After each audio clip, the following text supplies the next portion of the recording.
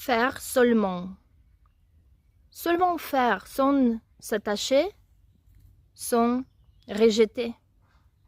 Ce matin, je me suis réveillée et le moment quand j'ai réalisé que voilà, je suis réveillée, j'ai commencé à observer mon esprit.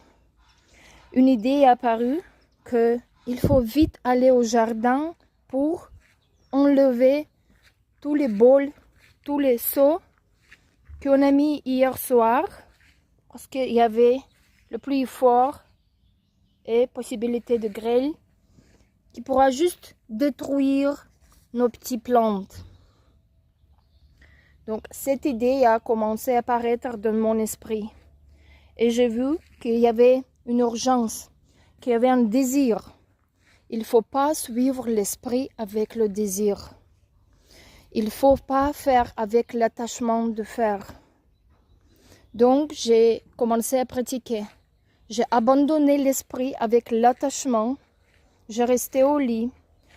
Un nouveau esprit avec le désir quand même de courir, donner l'importance, faire est venu et apparu.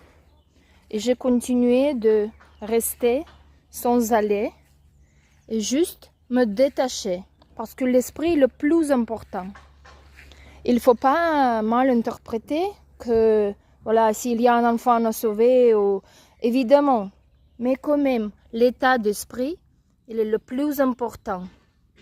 Donc toujours, il faut voir que notre esprit est pur et stable, sans attachement et sans un rejet. Mais bientôt, très bientôt, le désir d'aller faire vite a changé. Tout est impermanent. Il a changé par un désir de ne pas aller. Quand même, je reste déjà au lit. Quand même, je ne suis pas allée tout de suite. Donc, j'attends encore un petit peu. Peut-être que je ne dois pas aller. Le monde, l'esprit est apparu paresseux. Ça, c'était un rejet. Mais le rejet, c'est la même chose comme un attachement. On est attaché de faire parce que on croit que quelque chose est réel, on doit forcément le faire. Ou on rejette, je ne veux pas faire ce qui est important, donc je suis attaché de ne pas faire. Donc il faut toujours se rappeler de ne pas faire avec l'attachement ou avec un rejet. Il faut avoir un esprit pur et stable et faire seulement.